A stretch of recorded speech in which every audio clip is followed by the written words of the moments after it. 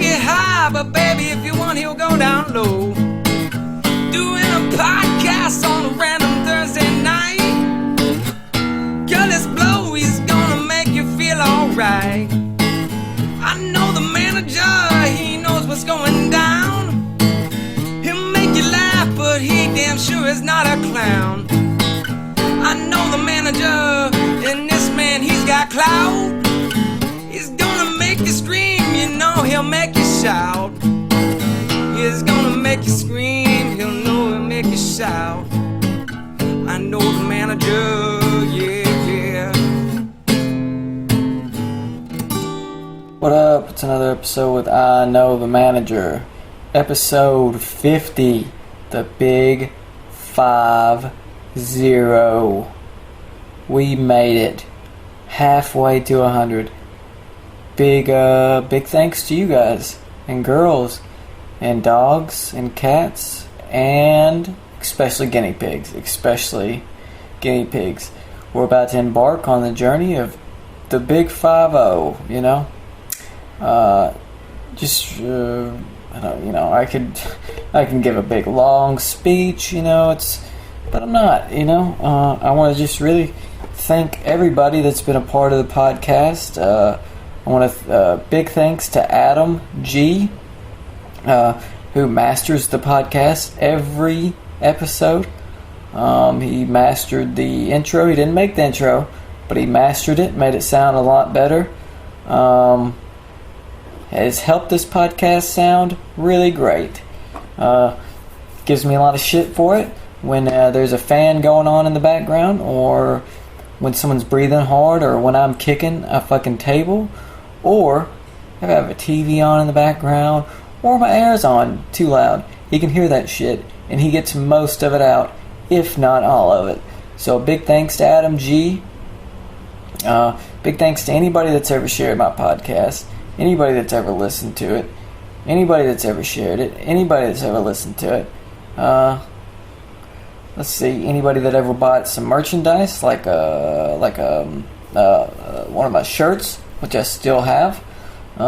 If you want a shirt, you can email me at IKnowTheManager@yahoo.com, and we'll figure out how to get you one. Still got some. Let's see. I'm just elated. I think that's the right word. It's been a pretty good ride, and I don't think I'm gonna quit anytime soon. I do have my first guest from LA. You're like, geez, finally, I'm glad I am not talking to you. That was the special announcement this week, is a guest. I know usually you're like, oh, you're trying to sell something, or you got a new logo or something. Nope, just simply a guest. Finally got around to getting it on. We've planned this for a little while, the Big 50. And just a special thanks to her and anybody else that has participated in this. So what I've been doing this week is I've been watching, I've ran out of shows on Netflix. I've maxed them out. So what I've been doing, I went old school. I started watching Raw's War on the WWE Network. Started from where it all started, and then I'm just going through them and just binge watching them, because without commercials and all, it's about an hour and a half ish. So, you know, it's not that bad. It's just like watching a short film. You know, that back in the day, short, you know, films used to be an hour and a half. Now they're 2 hours, some of them are close to 3 now, because that's what people. It's funny how now people have more of attention span for movies than they actually do almost stuff that's going on in the world. Like one moment there can be an Ebola breakout, and then boom, an hour later it is basically, oh, there's a shooting, you know, or oh, something's going on in the world, and they just forget. It's like it never happened, you know. I don't know. It's just I don't think it used to be. We used to be so brush it right off our shoulder and move on, you know. It sucks that things have to keep reoccurring,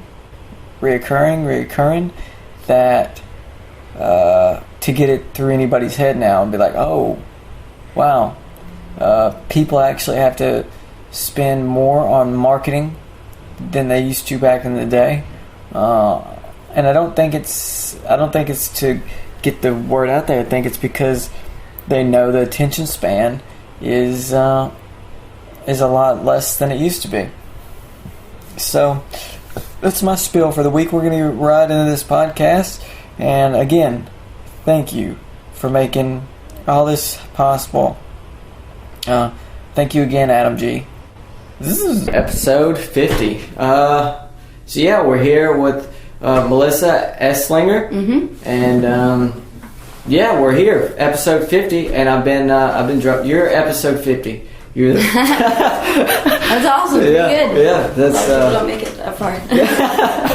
Yeah, I was because you're my first guest in LA actually. Cool. Yeah, it's just been me. I had like a 2-month hiatus, and I mean I've been doing them last month to catch up to here because I was like I want to make her number 50, the big 50. Cool.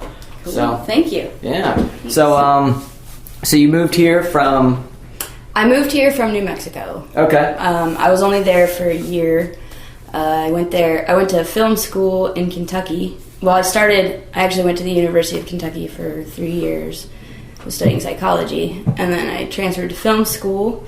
And then when I finished film school, I was like, I'm going to have to leave Kentucky. There's not anything here. Yeah, I grew up, I spent like 5 years there. I mean, there was nothing there. In Kentucky? Yeah. Where? Fordsville. It's like an hour away from Owensboro, real small town. Oh, okay, Western Kentucky. Yeah, nothing's there. It's so old school that they still have places called diners. Yeah. Like, well, yeah, I know what you mean. Yeah, it's.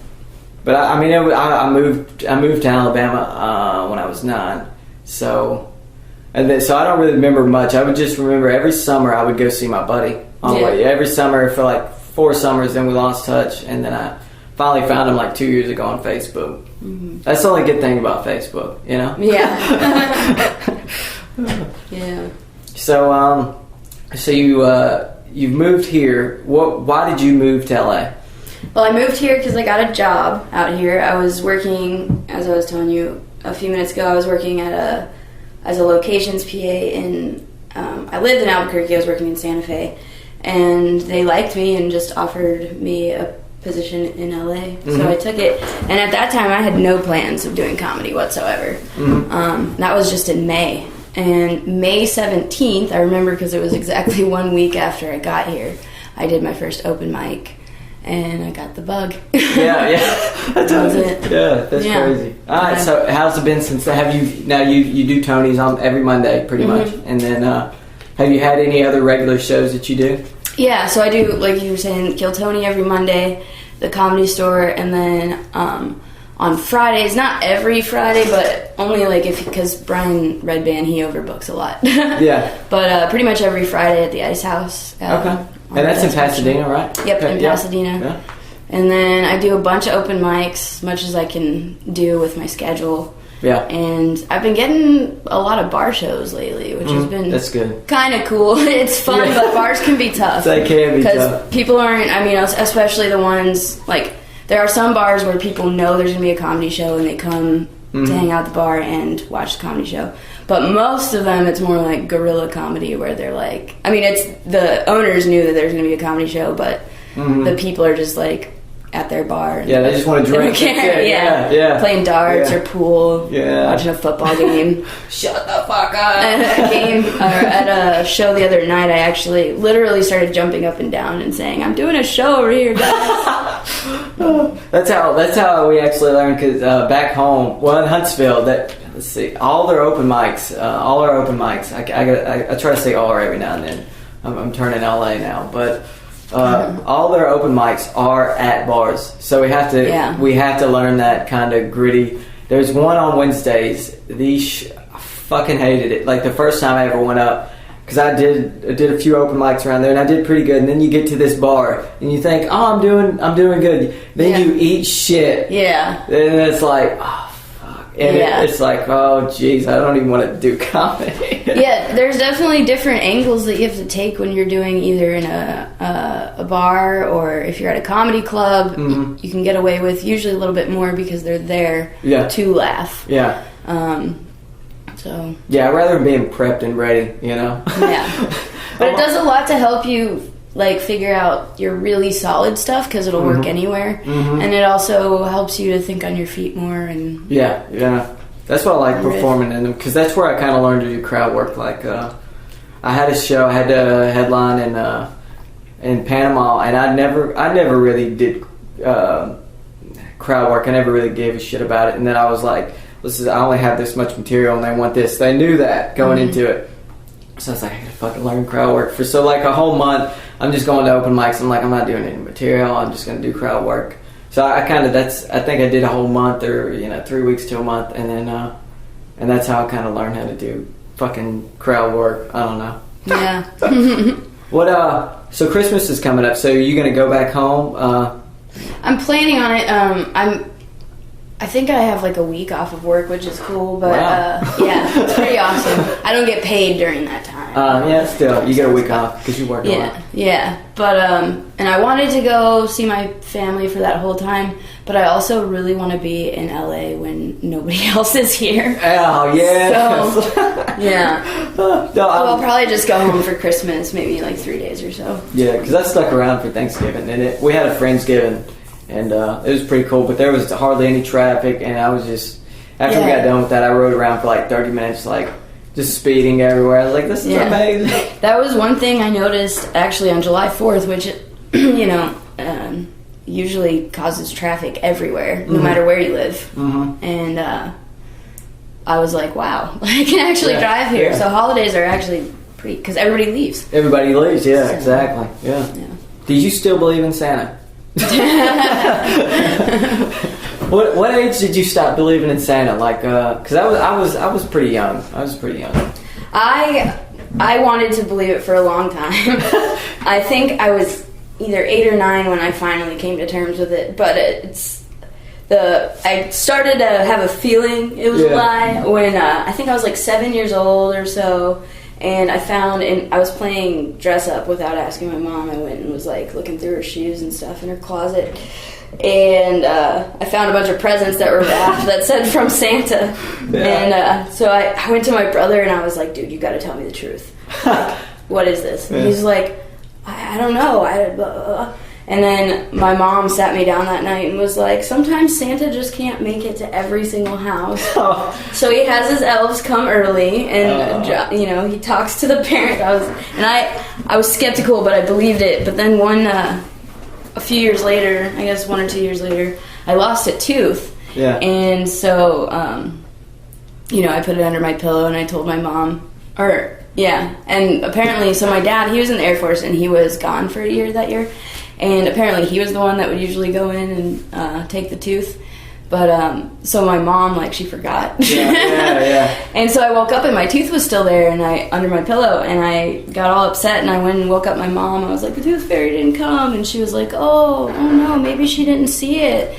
And then she's like, I gotta go make coffee, and she stood up and walked by her dresser and kind of brushed against it. And then when she came back, she was like, are you sure the tooth fairy didn't come? And I went and there was $1 under there, and I immediately was like, Mom, I'm not stupid.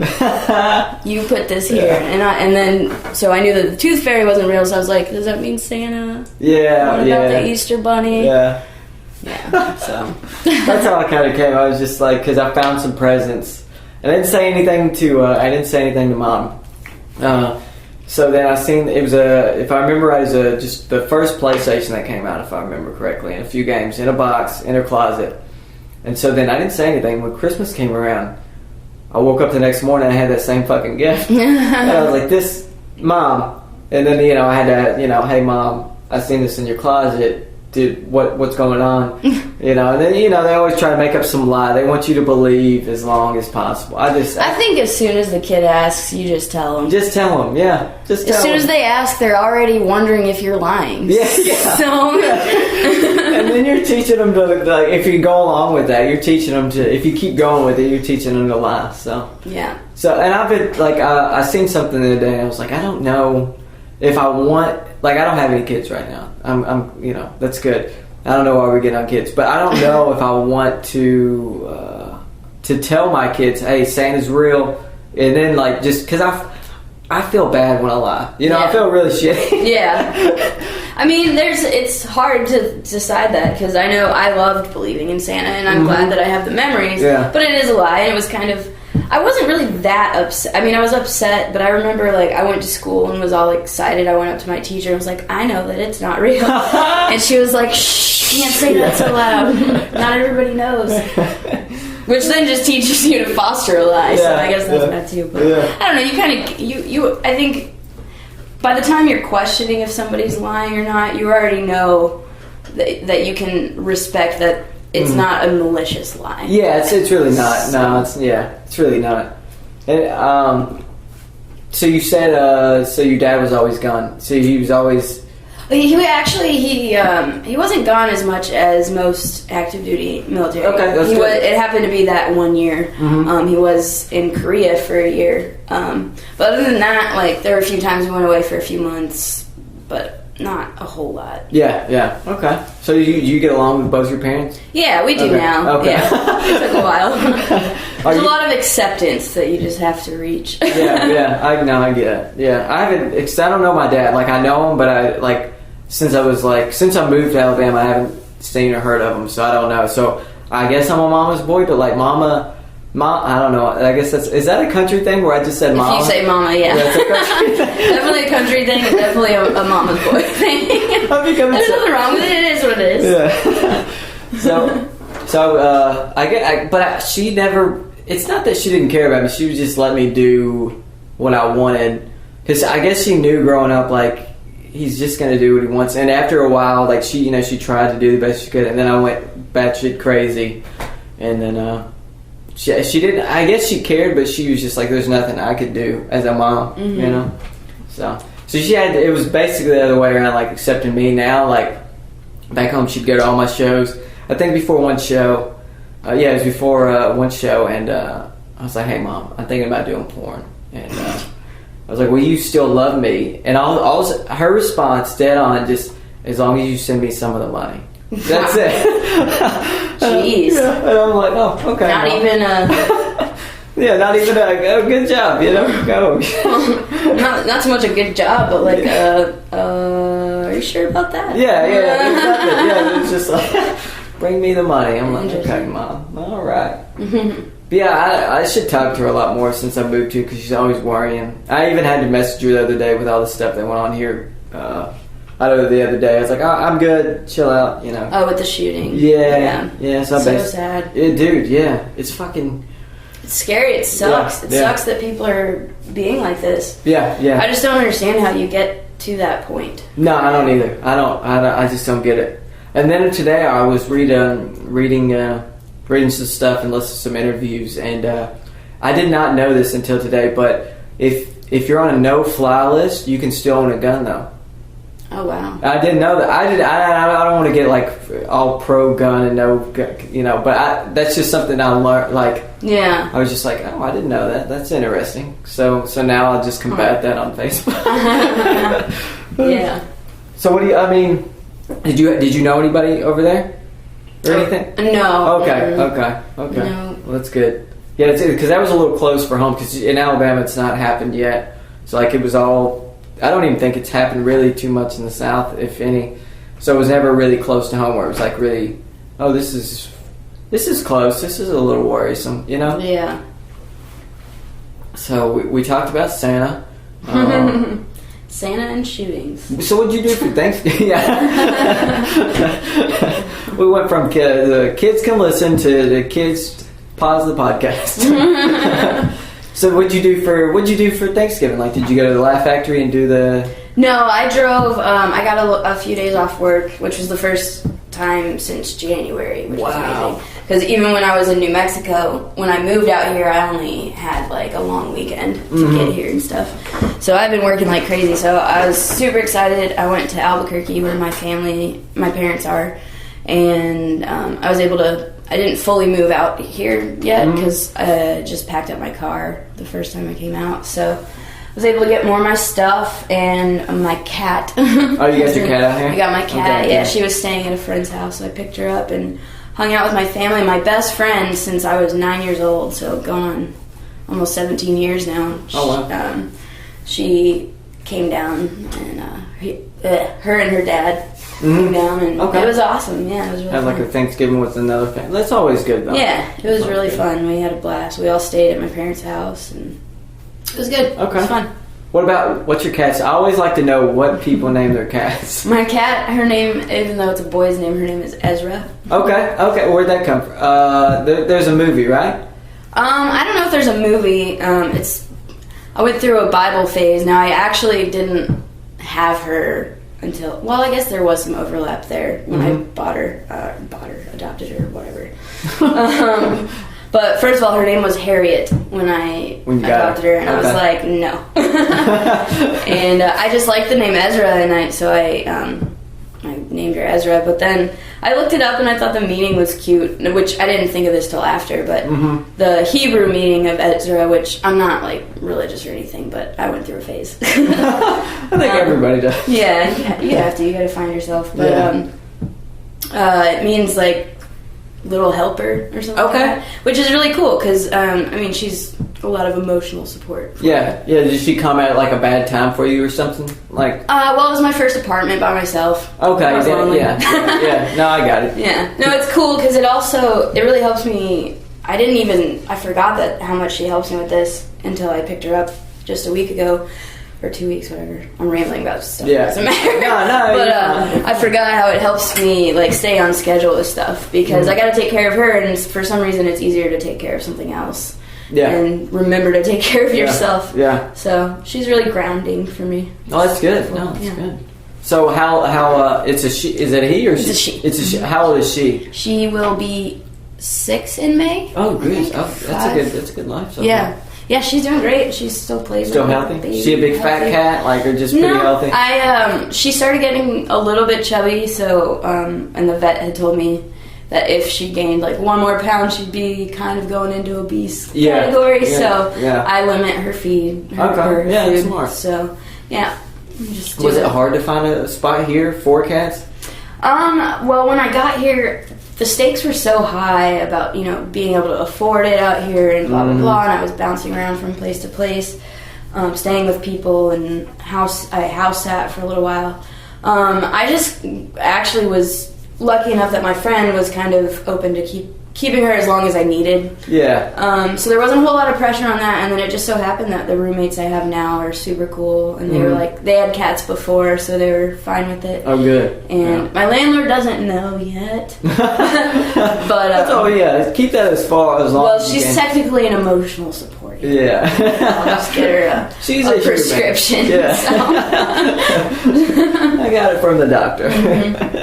Yeah, before I moved here, I had to get rid of my guinea pig. I had to get rid of. Yeah, I hated it because I moved. That's how I moved in. Well, the first one I got a Robin. I got Robin and Batman, but I had 2 guinea pigs, and Batman passed away. I don't know how Robin outlived him, but I don't know how that happened. But so I kept him, and then right before I left, I had to give it away. Yeah. But she was going to. Me and another one of my friends, she wanted to get rid of her guinea pig, and so I gave mine to her sister, and now they both live together. So she gave her guinea pig to her sister. Now that he's got a family. I don't really know if he's a girl or a guy.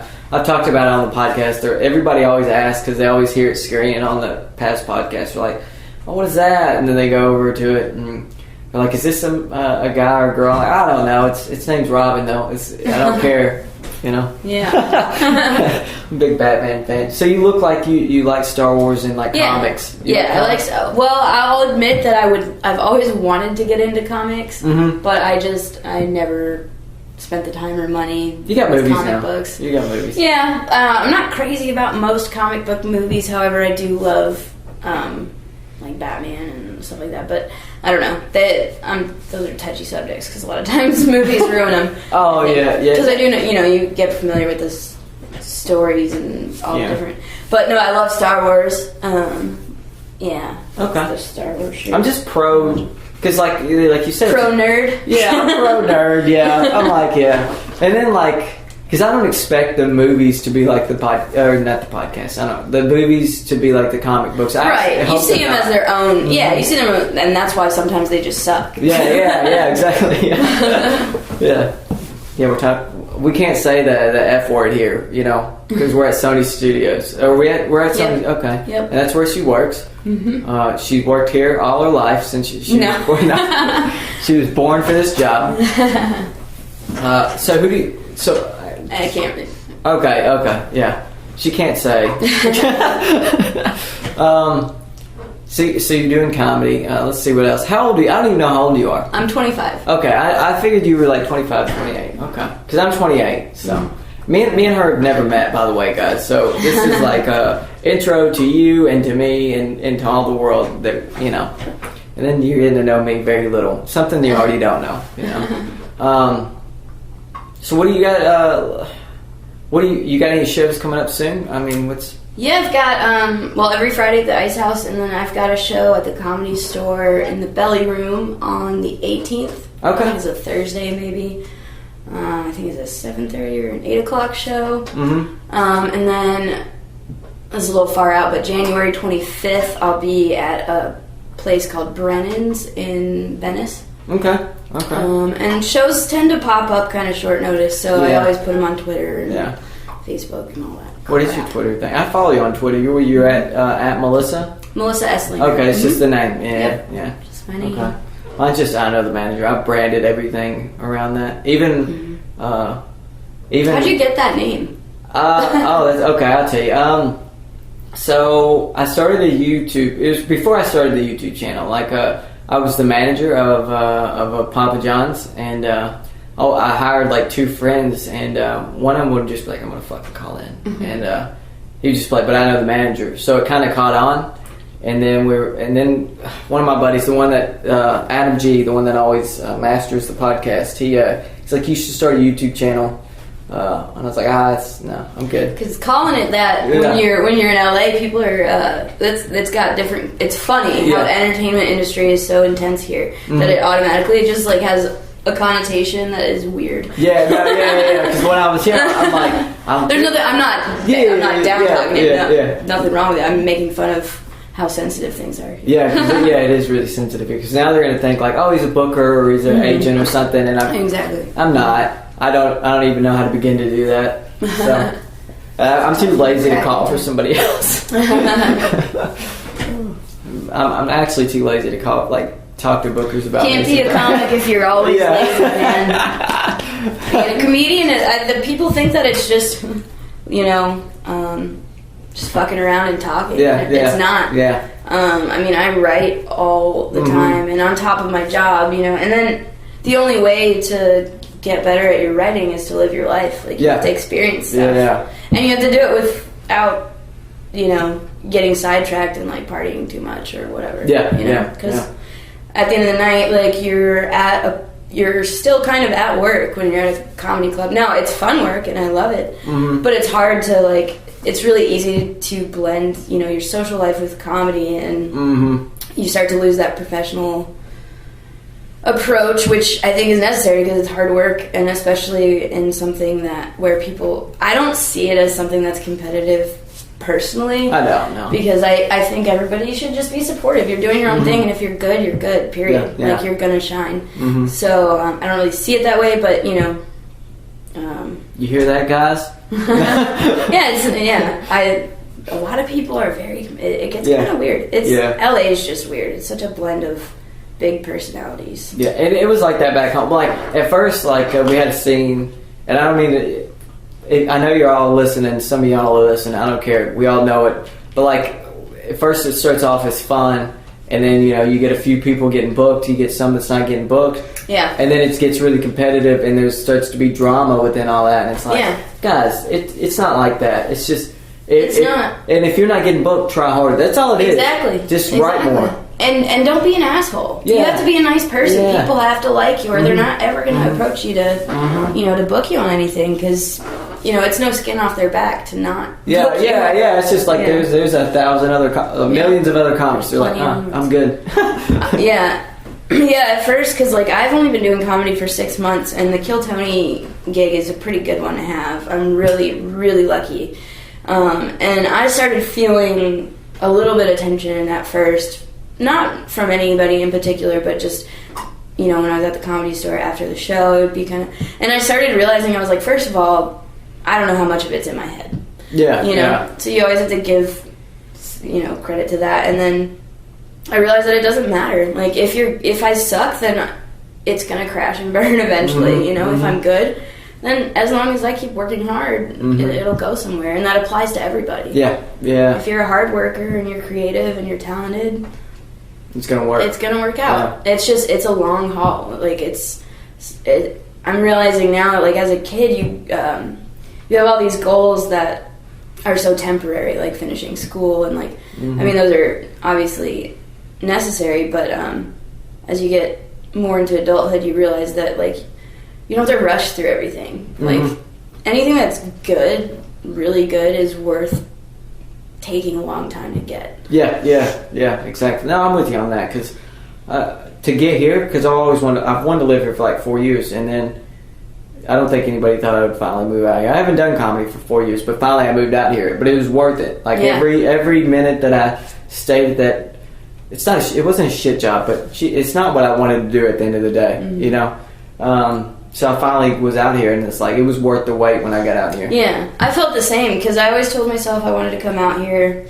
I mean, even, like, because I was in film school, so, like, I wanted to make movies, and, like, even before that I was really into music, so I've always kind of had, like, an artist approach to everything.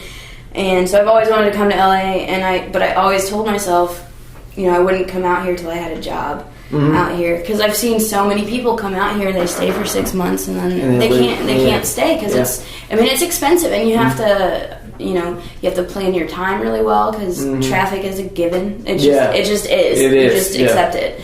And I'm like really glad that it didn't happen until where I'm at now in life, because I think if I were younger, I think it would have been a lot harder. And I don't think I would have been able to handle living in LA. I mean, there's drugs. I mean, especially in the comedy world, there's drugs all the time. I mean, cocaine is something that I've seen more in my life, more in the 6 months that I've been here than the DARE workbooks I did in 5th grade. You know, so like, and I think if I were younger, you know, you're more easier to influence. So I'm glad that, you know, I waited. Got a job. I did it, you know, in a way that is beneficial to me actually staying out here. Yeah. So. Yeah, because I'm the same. Because like there is a lot of drugs and alcohol in it. Because I don't do drugs or drink. So I used to, like everybody knows on the podcast. Now you know I don't drink or do drugs, but I used to like Uber amounts of stuff, and then I had to like get serious. Like I can't. Yeah, it ruins your life. It takes all. It makes you start only paying attention to that, and you stop paying attention to the things that you like. You stop doing anything that you care about. And it doesn't matter what drug. Like, I smoke pot, you know, that's fine. But even that, like, if you're not responsible about it, you know, like...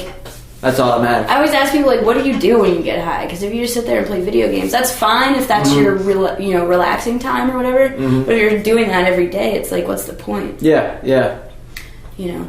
No, I get it. Yeah, and that's because I'm the same. Which way. I do. Let me just say, I love video games, but everything in moderation. What console you got? I just got an Xbox One. Okay. Just a couple weeks ago. Actually, I was pretty excited when Fallout 4 came out. I bought. So that's the reason you're like, I was like, I gotta get it. I bought a bundle, which was cool. Amazon had a bundle for $3.99. I got the Xbox One, Fallout 4.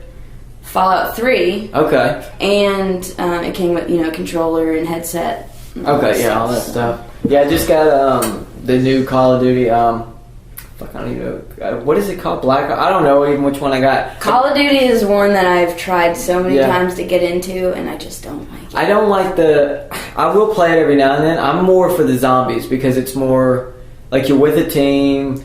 And then it's just like phases of zombies coming out, and I'm not really good at the multiplayer. I'm awful at it. Matter of fact, like I'll have like three kills compared to like about 15 deaths. You know? I can never get it. So I haven't played Fallout. My roommate's got it, Plays it nonstop. How's it? How? Oh, I love it. I mean, I have to be strict with myself about not playing too much. Yeah, it's fun. It's one of the few things that when I do it, I finally get out of my head and I just fucking play. Yeah. You know? You get attached to like the characters and stuff in the game. You know, you like feel like they're real people or something. You're like, oh, yeah, that's. You go buy some Mentats, some stim packs, gather some bottle caps so that I can sell stuff. I got into Minecraft a few years ago. Really, oh, dude, I would lose. I've only played it once. I briefly started one at a friend's house, and I gotta get that game. But man, I would lose a lot of time. Yeah, I did. I lost. It's like virtual Legos. Yeah, it is. And I love Legos. Yeah, I lost so much. Like we would start at 10 p.m. and we're like, we'd be in the server together. 6 a.m. comes, and we're like, dude. We gotta go to bed. We got to work. Like we would lose our minds just playing that nonstop. Mm-hmm. Funnest game by far. It's just for adults. It's like Legos for adults. Really fun. Yeah, and kids can play it too. Yeah. So that's cool. Not that it matters. No. But it was fun because we used to build like I built a fucking huge bat symbol. A huge just like cool. We just built stuff like that. Like it was just nuts. I love that game. I still got it on my computer, but I know not to click on it. Like I should rename it "Do Not Click." Like because anybody that gets on there is going to be lost for hours. So yeah, you didn't get tricked into that. Well, I am toys one mine, so yeah. Let's see what else. All right, we talked about things. Do you get any? So New Year's is kind of coming up. Do you do the whole New Year's resolution thing? No, I don't. I'm honest. Yeah. And I don't waste your energy thinking that I'm just magically going to change something. Yeah. And I think, I try to work on myself all the time. Not usually. It takes a few tries for everything, but I think that's stupid. Yeah. I do goals throughout the year and I'll accomplish, but I'm not like, all right, I'm going to gain weight. I'm not that big of like, because, most people like, I'm going to lose weight. I have to like do the opposite. I'm like, I got to gain weight. Yeah. And like, a new year doesn't mean anything. Yeah, you can. Time doesn't care what year it is. Yeah, why didn't you do it yesterday? Exactly. I'm gonna quit smoking. No, planning a New Year's resolution is just setting yourself up to fail, basically. Because like if you're setting a date, then you're already procrastinating. Yeah, exactly. It's funny because like most people, I'm gonna quit smoking next week. No, you're not. Yeah, I've been saying that a lot. I smoke, and I've smoked since I was a teenager, which I regret because I think if I had made it through my teen years without smoking, I wouldn't have been so stupid to start this habit. Yeah. It's definitely one of my absolute biggest vices. And I honestly have not been putting really any effort into quitting yet. Mm-hmm. Just because that's good though. Like you're not like I'm gonna quit. You just like I'm. I went through a couple years where I kept saying it over and over again, and I was like, all right, let's just be real here. I have no real, actual, tangible desire to quit, other than I know I need to. Mm-hmm. So I'm trying to get myself to the place where I really want to quit. Hopefully, there's just too much shit going on in my life right now. It's like, fuck it. It's... Yeah. I'm already having enough trouble balancing everything. I'll get to it. I don't even know how you get around to smoking, though. You work 60 hours away. I go on runs, so like I have to go drop stuff off and drive places and stuff, so I smoke in my car, which was a terrible idea. Mm-hmm. So... Well, I switched to vaping, but I'm not... Most people are like, I quit smoking, however long they've been vaping. I know what the fuck I'm doing. Oh, and I'm talking about cigarettes. Yeah, I know. Pot at work. Yeah, okay. No, I'm talking... No, not like vaping. Like a vape. Just make sure we're talking No, we're talking about cigarettes, but like Because when I stopped smoking, I would just vape. Like the e-cigarettes. So that's what I did. But I'm not... Like, a lot of people be like, I haven't smoked in 2 years. I vape. Mm-hmm. I'm like... That is a lot. It's the same fucking thing. You're still getting the nicotine, and there's still all kinds of crazy chemicals. Mm-hmm. I think those e-cigarettes are probably worse in the long term. I think they're fine as like a step down process kind of thing, or a tool, but I think they're probably worse in the long run. Yeah, I agree. we haven't had them long enough to really know. Yeah. I do know. This is the only thing I cared about because like British, London, UK, like a lot of people were like ban them, and then the government was just like bring us proof. They were just like basically fuck you, bring us proof and we'll stop it. You know, Mm-hmm. I just like that anarchy like the government did. Like that's typically not the way it goes. Well, I mean, the government shouldn't have so much. Like they don't need. People just need to not be dumb. If there weren't consumers, then it wouldn't happen. Yeah, exactly. Yeah. And also, companies need to not lie. Yeah, also, yeah, which, yeah. isn't going to happen. No, so. it's not going to happen. And that boils down to people being idiots as well, so... Yeah. Now, have you ever thought about how it's cheaper to buy, like, a double cheeseburger than a salad? Have you ever thought about that? Yeah, I mean, I've thought about that. And you come to terms with that pretty... I don't know, like, even grocery shopping, healthy food is usually more expensive. It is, yeah. But I did notice that, like, the healthier you're eating... the less food you actually need because you're not getting all these empty calories and stuff. Mm-hmm. So, I mean, if you're really being... now, I say that I'm not a healthy eater. I'm not. I think about it all the time. I was harping on procrastinators. I'm not saying that I'm not one. I just recognize it. Yeah. So... Yeah, because I've had periods where I'm like, I'm going to eat healthy. And, like, because to gain weight, I have to eat healthy. Like...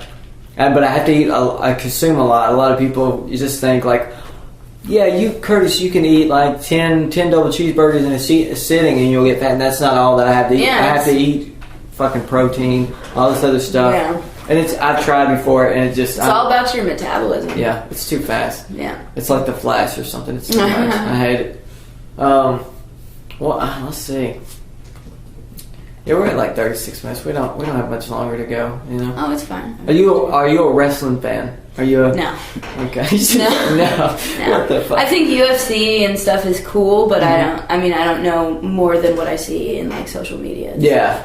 Okay. So I have a respect for it. I just never really watched. I had no respect for it until Ronda Rousey came around and showed me it's really relevant, and then I started watching. Now I just watch it. Yeah. You know, like I'll watch, I guess the more important, I know I can never get out there and get my ass, I'm not a violent person.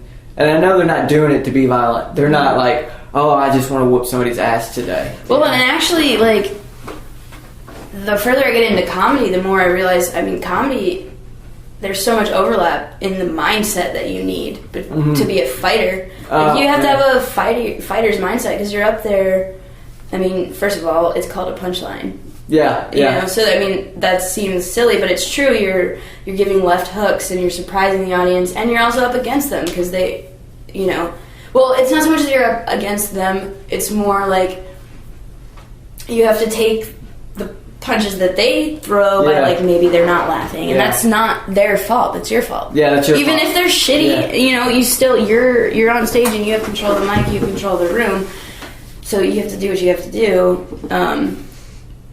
Sorry, I got distracted. I should turn that over. Oh, no. But yeah, like you... Did you lose it? Yeah, I lost it. No, well, I've seen people get mad. They're doing a show or doing a mic. The worst thing you can do is get mad at the audience. Yeah. It's so, we're all narcissists. That's why we're comedians. Yeah. Attention. But you're still there to make them laugh. Yeah. Mm-hmm. And, even if they're complete morons... That just means if you don't make them laugh, you're letting them win. Yeah. Yeah. So. Yeah, I've seen plenty of people just get mad. I'm like, that's the worst thing you can do because then you fuck it up for the next comic. Because you're especially if you call them out. They get disgruntled. Or, it can't help them because then if the other person's nice, then they're like, oh, okay, this guy's not a dick. Mm-hmm. But, you just gotta keep going. That doesn't mean don't say what you need to say or tailor what you're gonna say. But realize that, it is what it is, and you gotta keep going and not get mad at them. Just don't accomplish anything. Like how Bill Bird just don't care. Bill Bird don't care. He just flies. Yeah, he just says it like it is. Let's see. I don't know. You like Gatorade? Yeah. I think the low-calorie kind is gross, though. I'm judging you for it. Yeah. You piece of shit. If you're going to do it, just do it. Yeah. If you're going to drink Gatorade, just get the real stuff. I just like that it's see-through. Like, I can see through everything. That's the only reason. Because the other kind, you can't really see through it. So I'm like, oh, it's really nice and neat. I guess it's like superficial of me. You know?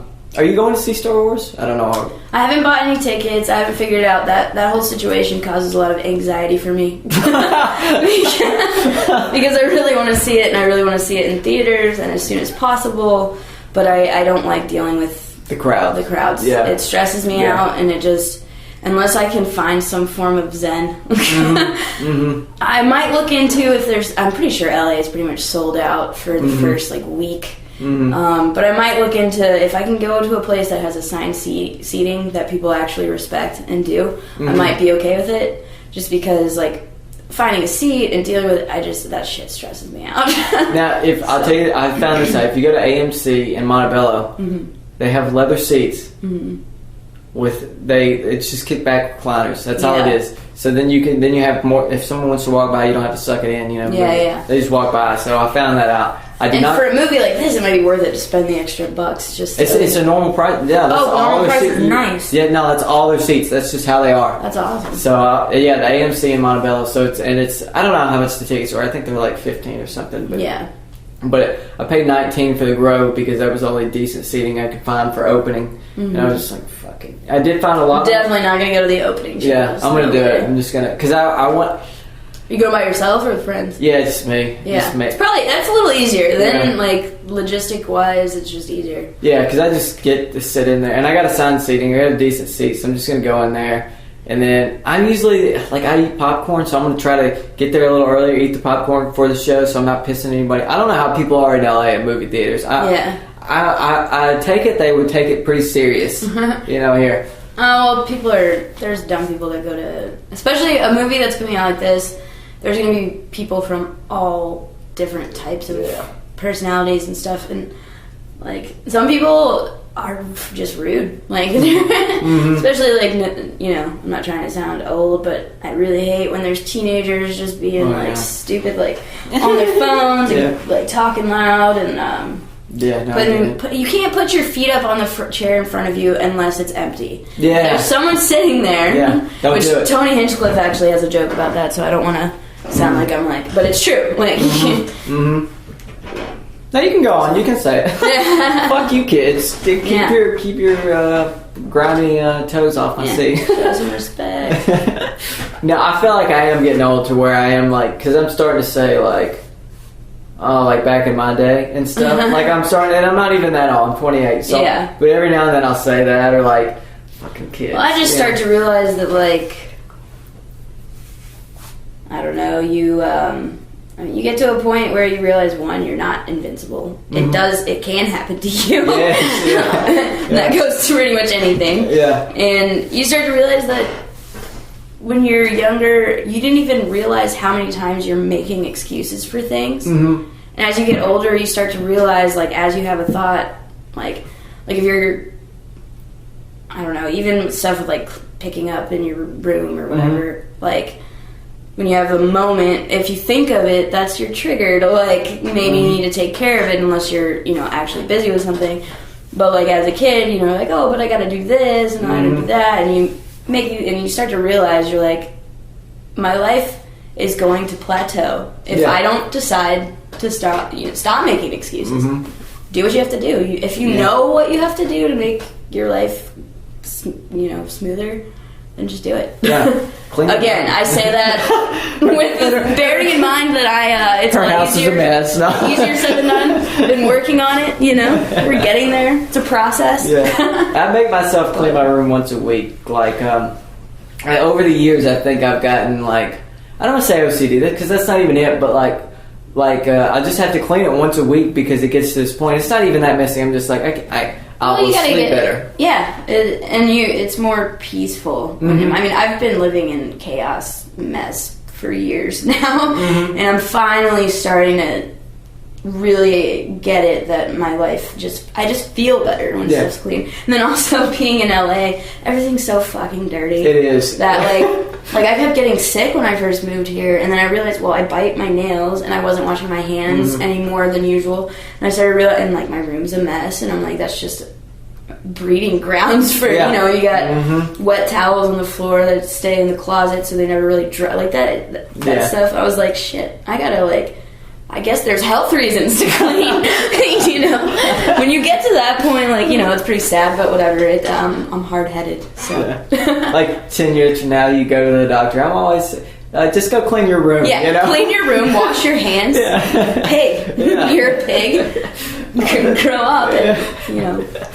That's funny. I've only been sick once since I've been here, and but do you ride a lot of public? Because I haven't rode. The other day was the first time I ever did public transportation. I never did it because I'm from, like, we never had back home. It's not. You have to drive. Like, it's not a thing.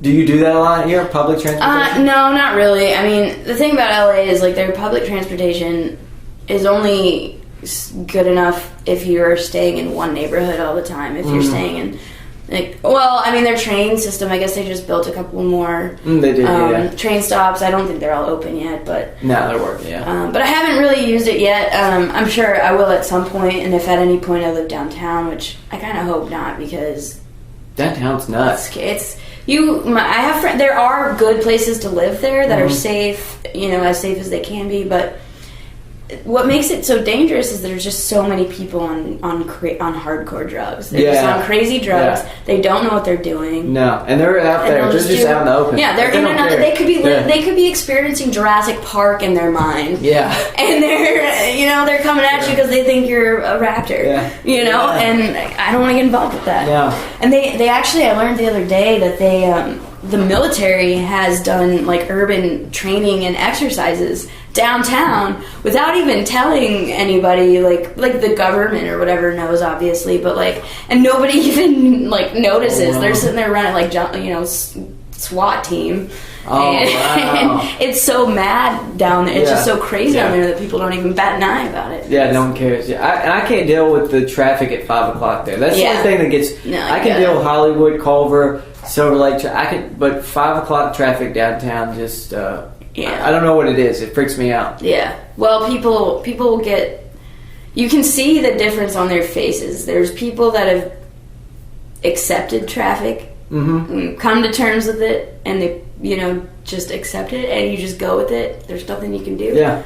But most people just get angry, and they start, you know, cutting people off and going faster than they were trying to. I actually got hit by somebody who was trying to beat traffic. He pulled out into the bus lane, which are from like 4 to 7. I don't know if you're ever allowed to drive in them, actually, but I know 4 to 7 you're definitely not allowed to. And it was gridlock traffic, and they'd let me turn left, so the drivers had stopped for me, and I was making my turn, and he zoomed out in the bus lane and T-boned me. Oh, wow. And I mean, he was going so fast that, like, he hit his brakes at the crosswalk line and still couldn't stop. And this was at, like, I think it was 5:30. Oh, yeah, that's so crazy. On Wilshire Boulevard, like, business district, basically. That is, Los Angeles, and, that guy was a dick. Wow. He was nice. Actually, he was nice, but, now he's... Not very safe, yeah. It was a bad decision, and I'm the one that's kind of paying for it, but my insurance is dealing with it. Yeah, well, that's good. It's going to be a claim that they fight for a while. Oh, is it? Oh, wow. Well, since I was making a left turn, that usually makes you, like, kind of be the first person they would suspect as at fault. But he broke the law, and when I made a very sound and safe decision, because if it had been a bus, I would have seen it and I wouldn't have made the turn. Yeah, okay, that makes sense. So my insurance found me completely not at fault, 100% not at fault. So, but his insurance is contesting it, so blah blah blah. Oh, fuck. But it's whatever. Life goes on. All right. Well, we're at 50 minutes, so go ahead, and you got anything you want to plug? Just if you're in LA, the December 18th, 7:30, Comedy Store Belly Room. I've got a show, and Kill Tony. It's on iTunes. We stream live on ustream.tv/Death Squad every Monday night at 8 8 o'clock Pacific time. We're in Pacific. Yeah, we're in Pacific. Yeah, I think we're in Pacific. 8 o'clock Pacific. I guess that's 11 o'clock East Coast. Yeah, that's pretty much it. Okay. All right. Well, it was great having you on, and thanks for listening, everybody, and slate it.